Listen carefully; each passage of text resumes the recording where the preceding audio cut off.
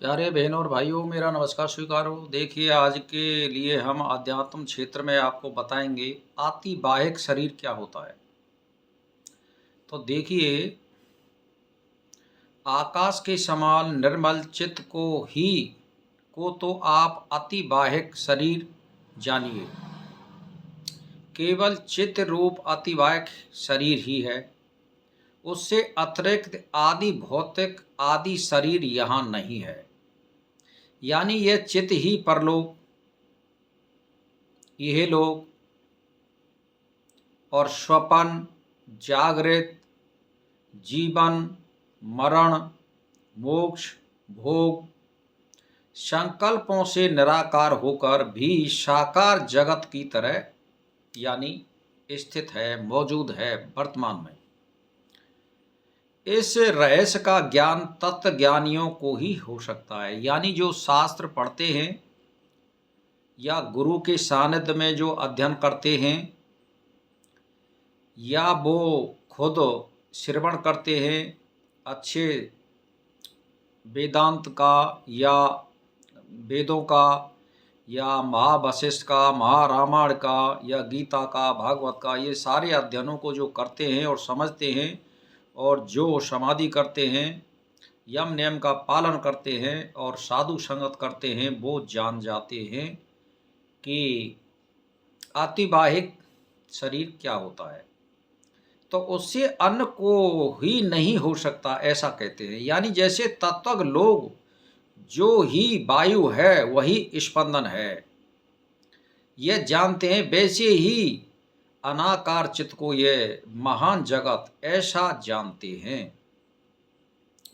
तो जैसे आकाश शून्यता दोनों एक ही हैं, वैसे ही जगत और चित्त दोनों ही एक हैं, अभिन्न ही हैं। यानी अप्रति घन रूप जगत के आकार की कल्पना में निशंका सामर्थ्य वाले चित्त में, यानी निशंक सामर्थ्य वाले चित्त में तनिक भी भिन्नता यानी अद्वितीयता नहीं है। तो मिथ्या होने के कारण अकिंचित हृदयस्थ वासना रूप जगत जाल बहार की तरह कुछ सा स्थित है। जगत को आप निराकार जानिए, क्योंकि उसका सर्वनहार चित्त ही वास्तविक नहीं है। क्योंकि चित्त बदलता रहता है, ये कभी किसी रूप में आ जाता है और कभी किसी रूप में आ जाता है। तो चित्त, ये जो संसार है जो हमको दिख रहा है, ये सारा क्या है? ये चित्त है। इसको आप कभी भी आप देख नहीं सकते और इसको पहचान नहीं सकते, और वैसे ये सारे रूपों में मौजूद है, लेकिन एक नाम दे दिया गया है इसका। तो कहने का मेरा मतलब ये है कि सिंधु यानी एक समुद्र है और उसमें आपको क्या दिख रहा है? उसमें पानी दिख रहा है, और वो पानी फिर भाप बन के बादल बन रहा है और फिर बरसात हो रही है और फिर उसकी बर्फ बन रही है। यानी वो क्या है? वो केवल एक जल है। वहाँ उसका समुद्र नाम रख दिया गया है, कहीं उसमें तालाब नाम रख दिया गया, कहीं कुआं, यानी है उसमें एकमात्र क्या है? जल है। तो ये सारी जो रूपों में आपको दिख रहा है संसार में, ये क्या है? ये चित्त का ही रूप है। तो इसको जो तत्वज्ञानी होते हैं वो जानते हैं। यानी सत रूप हृदय गर्भ का समष्टि शरीर ब्रह्म पद से उदित हुआ है। यह समष्टि रूप ही व्यष्टि भाव में तामस विषयों का आसक्ति बस पहले उत्पत्ति प्रकरण में उक्त रीति के अनुसार राजस, सात्विक आदि 13 विभावों के क्रम से आज आपका तामस और तामस जीव हो गया है। तो कहने का मेरा मतलब ये है कि तामस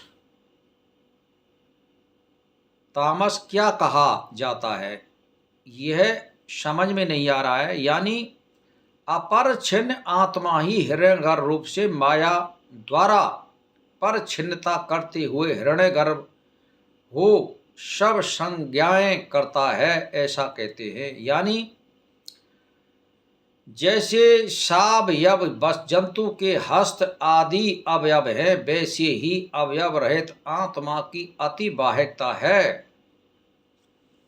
आप समझ रहे हो? यानी अवयव रहित यानी इंद्रियों रहित जो कुछ दिख नहीं रहा है, अतिवाहिक सूक्ष्म शरीर होता है, वो दिखता नहीं है, चित्त रूप है वो। तो मेरा कहने का मतलब ये है कि आप उसको समझिए। फिर आत्मा में यानी स्वतंत्र सृष्टि जीवों में यह समष्टि रूप आत्मा ही नाना संज्ञाएं करेगा। अतिवाहिक समष्टि भूत स्वदेह के पंचीकरण द्वारा अतिभौतिक नाम धारण करने पर उसके अवयवों में पृथ्वी आदि संज्ञाएं करेगा। यानी जैसे मान के चलिए अतिवाहिक रूप जब ये आत्मा में यानी शरीर में आती है, जब आत्मा अतिवाहिक इस शरीर के रूप में सूक्ष्म जो शरीर होता है वो इसके रूप में स्फुरित होता है। इसकी आँख भी होती है, इसके कान भी होते हैं, इसके पाँव भी होते हैं, हाथ भी होते हैं। तो सूक्ष्म शरीर जब होता है तो वो हमें कुछ नहीं दे सकता और उसमें सारी चीज़ है। तो ये चित्त ही अतिवाहिक का ही एक रूप है। कहने का मेरा मतलब ये है। तो भाई और बहनों, वीडियो बड़ा हो जाएगा, इसी के साथ मेरा नमस्कार स्वीकार।